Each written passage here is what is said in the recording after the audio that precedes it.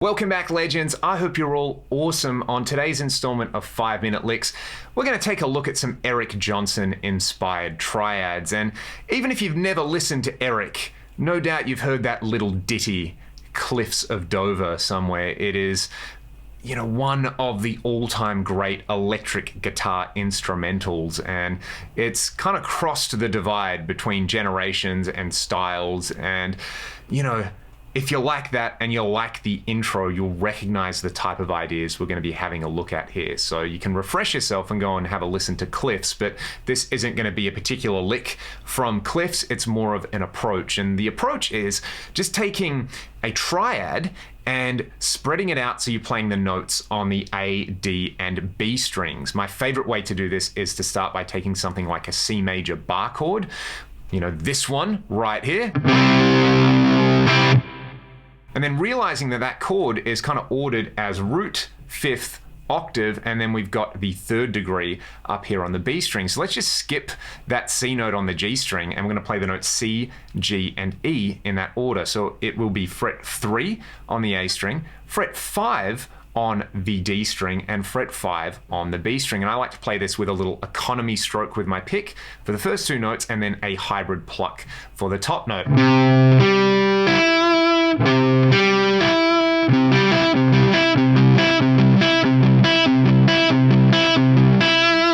So that's a lovely way to start. We could try another inversion of that particular chord. We could start on the E note as our lowest note. So we've got an E at fret 7 on the A string. Then we'll play the C note, the root note, as fret 10 on the D string, and we'll play the G note, which is the fifth, as the top note. That's going to be on fret 8 of the B string. So we get this.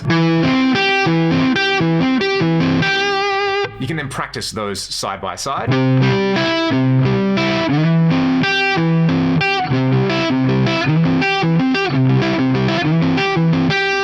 And we could go for the next inversion where we play G as our lowest note. This one's a little bit tricky. That's going to be fret 10 of the A string. We're going to play our E note at fret 14 on the D string, and we're going to play our root note C on the top. That's fret 13 of the B string.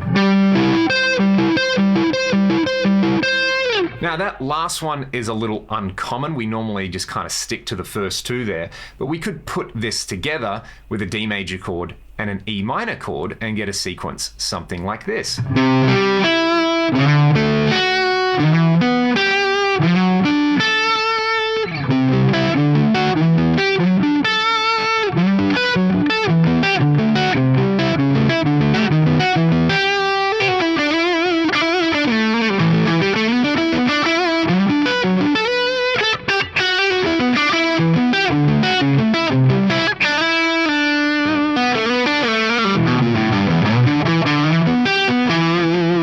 Threw in a few extra cheeky little chords in there, but that's the core idea. And you hear Eric do this across his entire career, via Musicom, and in particular Cliffs. You hear this idea in the intro where he plays some kind of wide stretch minor voicings. I think he starts off with A minor and B minor. So the A minor shape would be the C, fret 3 on the A string, then we're jumping up to the root note A, which is fret 7 on the D string, and then we're getting E at fret 5 on the B string. So that's an A minor. Notice that it's quite close to our C.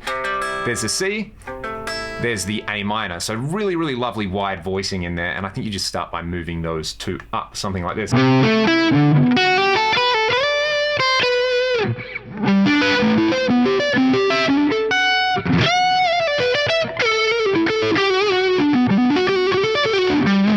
Now that sounds nothing like Eric. That kind of is the point though. It's just a lovely concept to apply to your own playing. And I really like the way it outlines a chord voicing. So, if you were playing over C major, D major, and E minor right there, you could start off by just playing that line and then playing some notes from the natural minor scale, moving on to the next chord. I'll give you a quick little example of that, and I really like the way it outlines a chord progression.